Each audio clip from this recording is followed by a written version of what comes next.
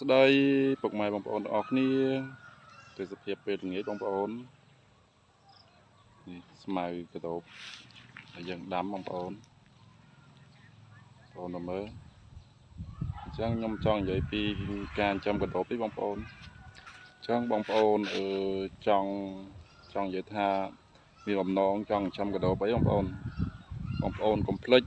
ដាំស្មៅទឹកមុនណាបងប្អូនបើបងប្អូនអត់មានស្មៅទេការចិញ្ចឹមកដោបគឺរៀងពិបាកបងប្អូនដោយសារតែកដោបយើងចិញ្ចឹមច្រើនធុងគឺវាស៊ីស្មៅច្រើនដែរបងប្អូន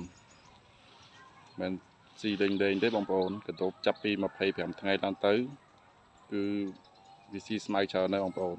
អញ្ចឹងបងប្អូនដាំស្មៅច្រើនកាលណាវាល្អកាលនោះបងប្អូនស្មៅខ្ញុំដាំនេះគឺកដោបវាស៊ីចាប់ធំបងប្អូនវាស៊ីចាប់ធំហើយនេះអានេះទំដាំថ្មីទេបងប្អូននេះ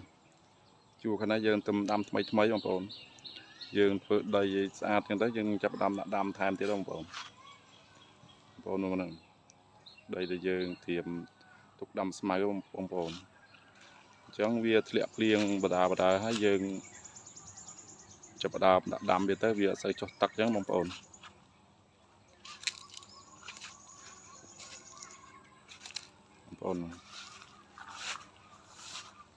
ខៀវណាបងប្អូនអើយខៀវសងាត់មកណាព្រោះឲ្យទៅត្រូវភ្លៀងបាន2ថ្ងៃជាប់គ្នាបងប្អូនទូតលាស់ល្អណាស់បងប្អូនមើលខៀវទៅខៀវល្ងឹតមកបងប្អូនអើយតាមអាទិត្យទៀតយើងអាចកាត់ឲ្យកដោបស៊ីបានណាបងប្អូនបាទវីដេអូខ្ញុំមានតែប៉ុណ្្នឹងទេបងប្អូនជួយ Subscribe វីដេអូខ្ញុំ